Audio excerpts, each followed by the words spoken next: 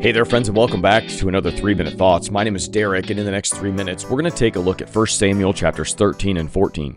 If you're new to us or you've tapped out for a while and just came back again, we are going through the entire Bible in chronological fashion. We're in the Old Testament, book of 1 Samuel. We're looking at chapters 13 and 14. As we go through this, you're going to notice that some things are a little bit out of order. And here in a couple of days, we're actually going to start pulling in some of the Psalms and other things that happen more in a chronological or sequential fashion.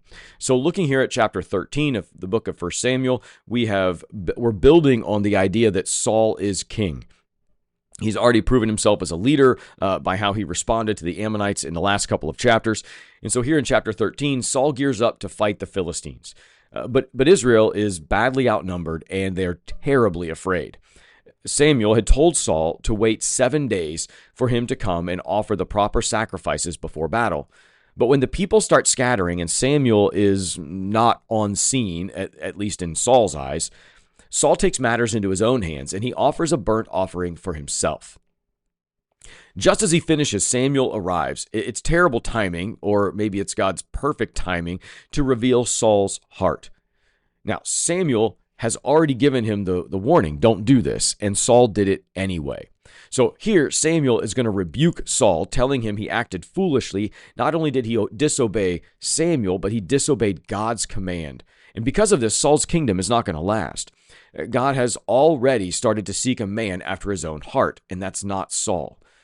Israel's situation is pretty dire at this point as well. They're armed with pitchforks and axes, while the Philistines have full-on weapons ready and trained for war. Only Saul and his son Jonathan have swords. All right, so chapter 14, while Saul stays under a pomegranate tree, Jonathan and his armor-bearer decide to take on a Philistine outpost by themselves. Jonathan believes that God can save by many or by few, and God honors that faith. The two of them climb up, attack, and God sends panic throughout the Philistine camp. It becomes this chaotic rout.